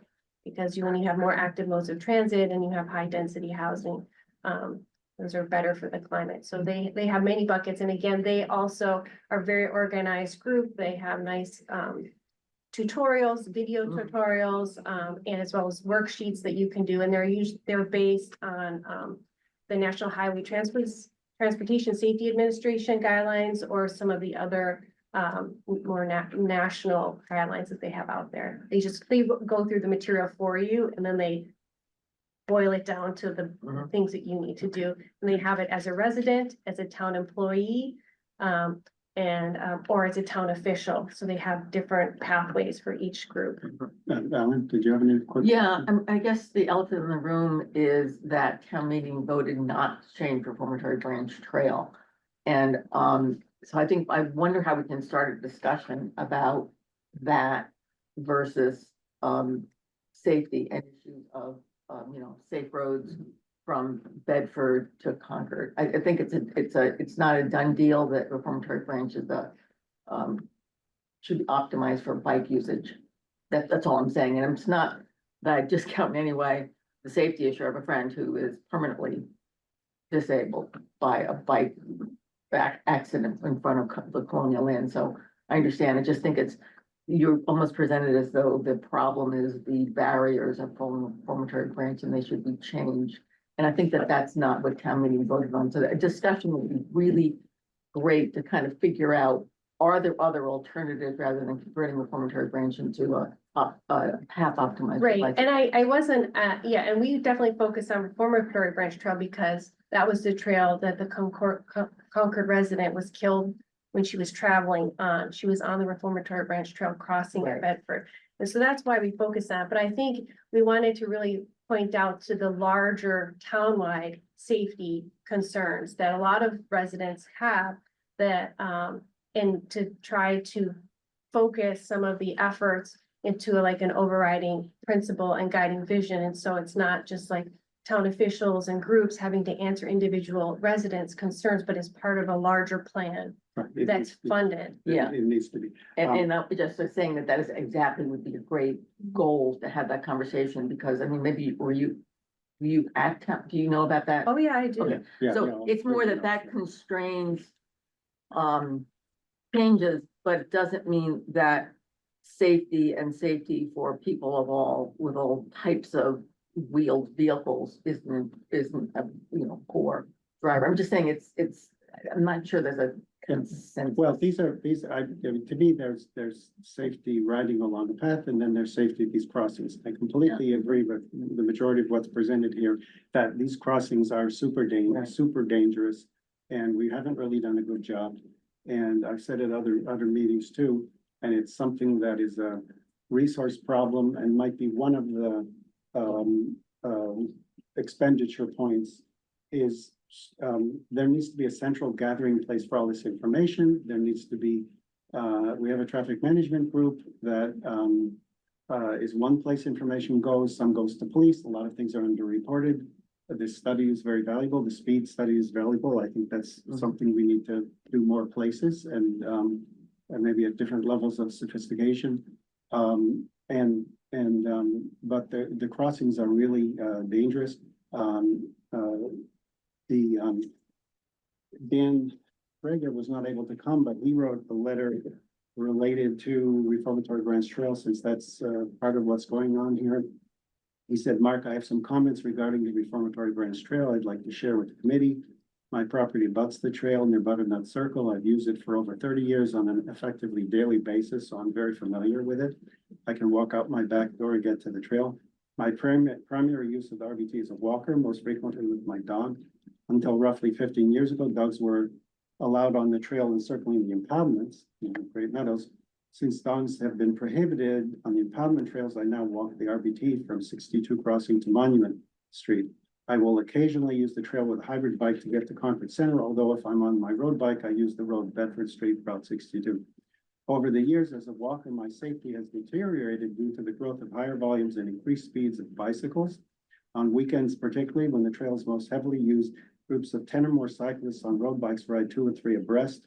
This occupies most of the width of the trail. I estimate their speed well in excess of 15 miles an hour, which is not compatible with walkers and birders. E-bike usage on the trail, though prohibited on unpaved trails, has increased with the growth of e-bikes, and they travel at even higher speeds. As a walker, I am forced off the trail and frequently yelled out to get out of the way. When I have my dog with me, it's even more dangerous.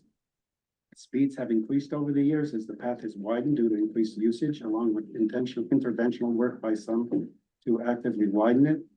Thankfully, for the sake of the vast majority of users of the RVT who are walkers, runners, and birders, the trail has not been widened yet further nor paved. Either of these changes would only serve to permit even higher speeds by cyclists, further endangering the slower users.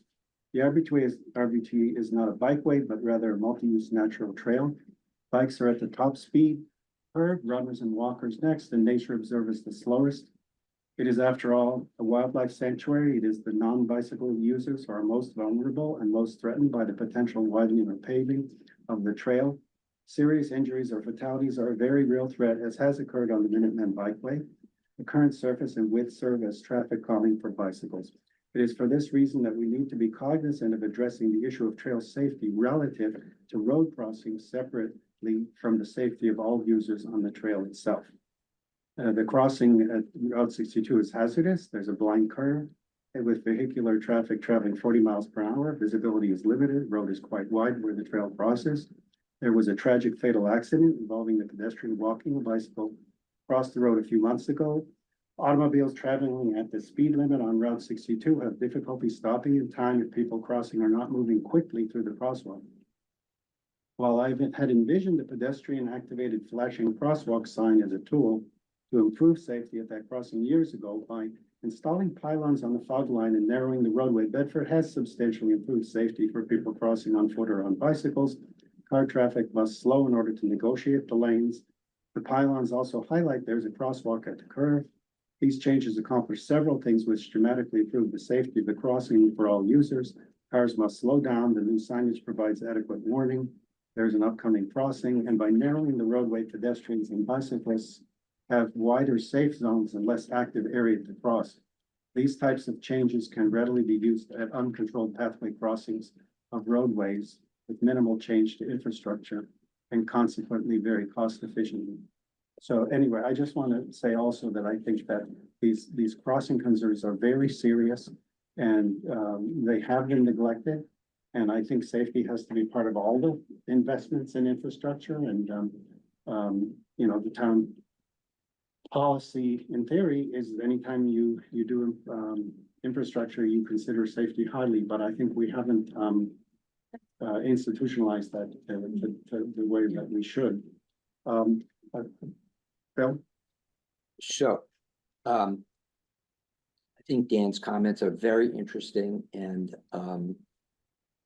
I'm not going to get into my rebuttal of what he said, but, what I do hope will happen in order to move the needle forward is my suggestion to the TAC, is that we, agree that the information that Mothers Out Front has been kind enough to provide for us be distributed from the TAC to the other agencies that have touched this. So for example, Absolutely. you know, I think Absolutely. we should distribute it to the police department, we should Yeah. distribute it to Public Works, Mhm. we should distribute it to the select board, town manager, that type of thing, so that they have information that's been provided to us firsthand rather than on an ad hoc basis, so they Oh, can- yeah, can absolutely. evaluate. Absolutely. This is valuable information. I completely agree.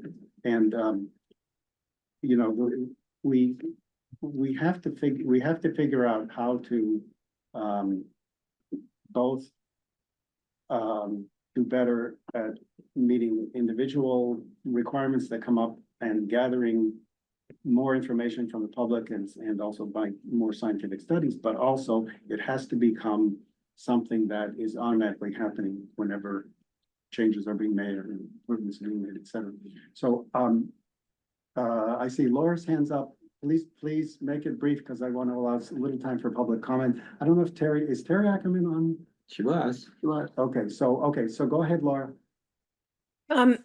So I do feel like I should disclose that I have been a member of Mothers Out Front, and I did participate in this audit. I did not organize this audit, so I do want to be upfront about that. I do want to just address the fact that Can we continue and? Can you hear me okay? Or not? Yeah, I have a meeting at 11:30, so I can make you host if Yes, this goes please longer do than that. that. Okay, Please, thank you. Okay, sorry, Laura. no, that's okay. I'll keep this really quick. All I want to say is that, you know, I think too often whenever we talk about the Reformatory Branch Trail or the Bruce Freeman or any trail, this like immediately we go into bikes versus pedestrians, and people get into their sort of silos about whichever mode they use. But I want to draw us back and remind us that the reason that we have that debate every time that trails come up is because people don't feel safe on the road. So everybody who is not in a car is being forced to share very, very small places because we've underinvested historically all across the country in the infrastructure necessary to support safe walking and biking. And so I was on this audit, and the thing that I want to draw our attention to is the fact that the audit included an audit of 62 as well as an audit of the Reformatory Branch Trail, in part so that we could understand why are people so uncomfortable walking and biking along Route 62? You know, that is actually a faster route than going on the Reformatory Branch Trail. And some of the things that we noticed, which I don't think didn't make it into the presentation because Linda focused on some of the most important things that we noticed in terms of safety at intersections. was that the sidewalk on Route 62 switches back and forth, you know, so you as a pedestrian have to put yourself in the line of fire, like in the middle of 62 multiple times just to use the sidewalk, because it's on the right side and then you have to cross, and then it's on the left side and then you have to cross, it's on the right side, putting people in the path of danger multiple times. You know, there's the shoulder, just the quality of the shoulder in a number of places is very pitted and potholed. So riders have to go out into, you know, the middle of the road in order to get around those potholes, again, putting them in the path of cars that are going very, very fast. So I do want to just draw us back to, like, this was not the goal. Clearly I was on the ride, and the goal of this ride was not to like rehash the debate that was had at town meeting, but to look at how could we improve pedestrian and biking infrastructure along a very, very important corridor. It's important for everybody. It's important for the birders and the walkers. It's important for the cars. It's important for people who are trying to ride bicycles for transportation. It's important for kids getting to school. So I just want to draw us back out of these silos that we immediately put ourselves into anytime this topic comes up. Because the point of this is to prevent people from being killed by cars on 62. Like, the point of it is not to, like, you know, rehash this whole debate about whether we should improve the trail. Okay. So I just Okay, thanks, just wanted thanks. to put that out there. Thanks. Yeah, no, absolutely. And the crossings are super dangerous, and just to correct, in Concord, the sidewalk is in one side and then crosses once. In Bedford, it's more complicated, and there's sections with no sidewalk, which is a big concern.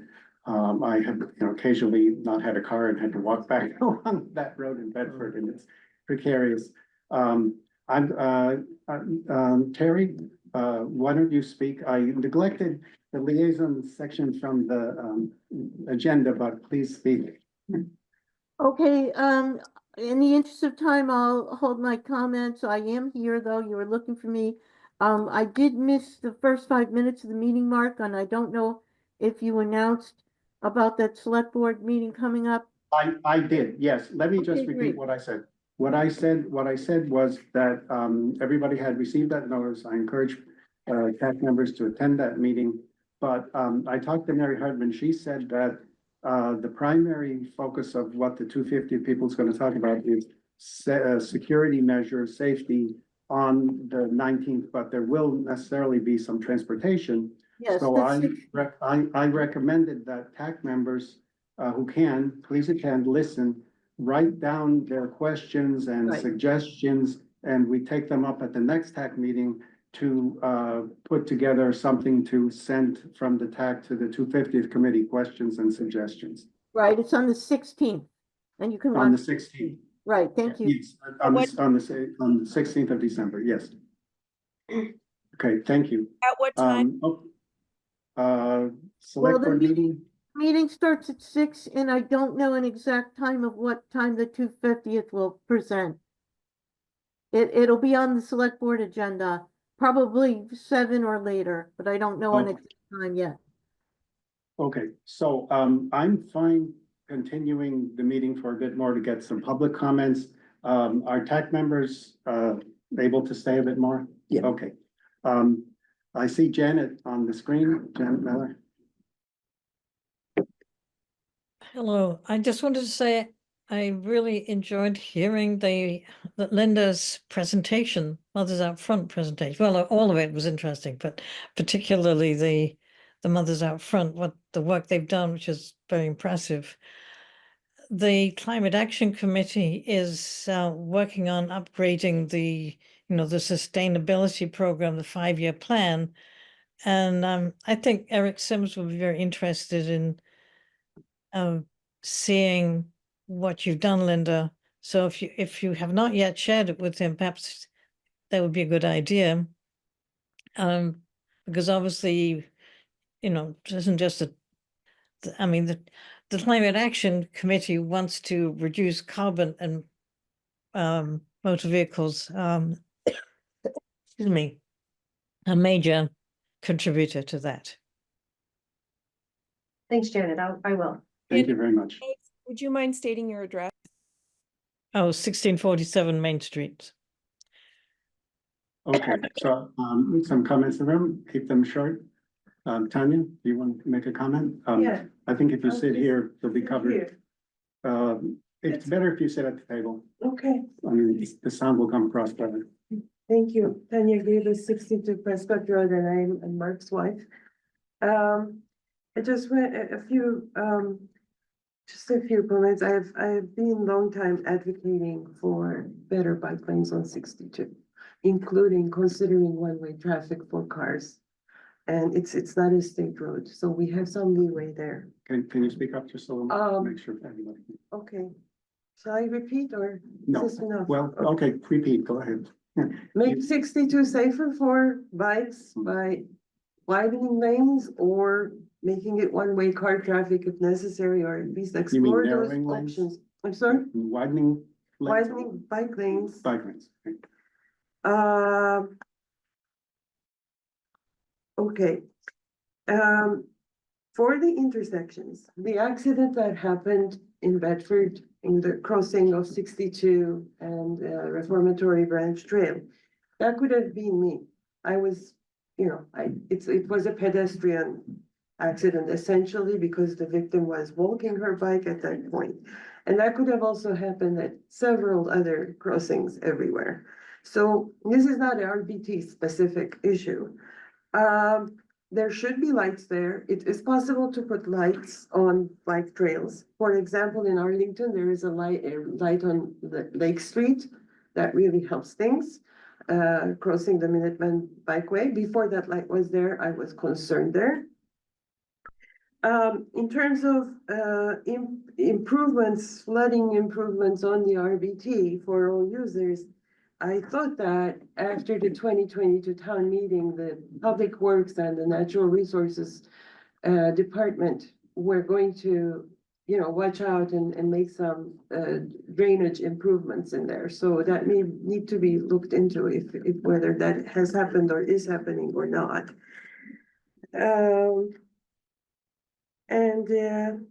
Yeah, I think that we should be taking away space from cars to accommodate the bikes, not from pedestrians and others who use the RVT, and the electric bike issue needs to be discussed or modified or something, because by law, at the moment, e-bikes should not be using the RVT in the first place. So, thank you. Thank you. Are there any more comments in the room from the public? Anybody want to speak for a couple minutes? Okay. I really want to thank everybody for coming. I want to really thank you, Linda, and Mothers Out Front for doing that audit. That's very impressive. As you know, we'd have to pay a consultant a lot of money to even get that significant cut at these intersections. And I really do agree with Phil. We need to pass this information on to all responsible parties. And I think we are, I just want to say that I do think that the management of safety has been too diffuse, and it needs to be made real. Okay, I think that completes our meeting, and I will close the meeting for completion of the agenda at 11:24 a.m. Thank everybody for their patience.